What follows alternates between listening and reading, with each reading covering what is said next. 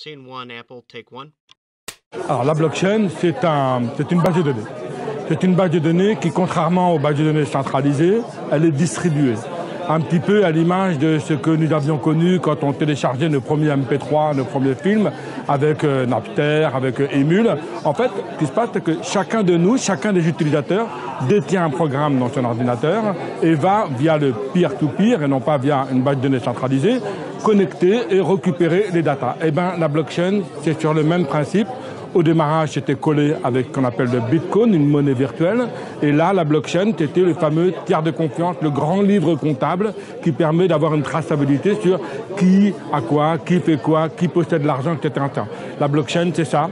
Chacun de nous, donc des millions de personnes, vont pouvoir avoir l'authenticité de l'information comme quoi telle personne a bien telle monnaie ou a bien, etc. Qu'est-ce que la blockchain va apporter au tourisme? Elle va apporter des choses incroyables. La première, par exemple, la sécurisation de toutes les transactions, de toutes les réservations. Mais ça va aussi vous apporter, par exemple, tout ce qui est capable de transformer le point de fidélité d'une compagnie aérienne en une monnaie qui peut servir à acheter d'autres choses. Donc ça permettrait de rendre compatibles les différents programmes de fidélisation.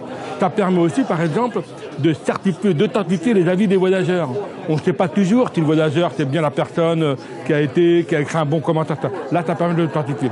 Mais ça va permettre aussi, par exemple, de faire tout ce qui est les assurances, les fameuses garanties. Lorsque vous avez une annulation ou un retard, la compagnie, c'est très lourd de remplir des formalités pour se faire rembourser.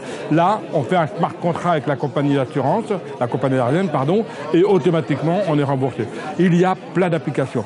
Là aussi, c'est intéressant, c'est ce qu'on appelle, et c'est là où on veut aller, c'est ce qu'on appelle le chaînage des éléments d'un voyage. Par exemple, aujourd'hui, il est très difficile de savoir quand un voyageur va dans un hôtel, puis dans un voyage avec un billet d'avion, puis dans un restaurant, etc. Il est très difficile de chaîner tous les événements pour avoir une vision à 360 degrés du voyage et donc de mieux connaître, d'avoir un bon retour sur l'expérience du voyage. La blockchain va permettre notamment d'avoir cette traçabilité et de fournir au travel manager, par exemple, de pouvoir avoir une visibilité directement sur tout ce qu'ils font. Donc, on n'en est qu'au début. Il y a beaucoup de choses à faire et nous travaillons beaucoup sur ce sujet-là.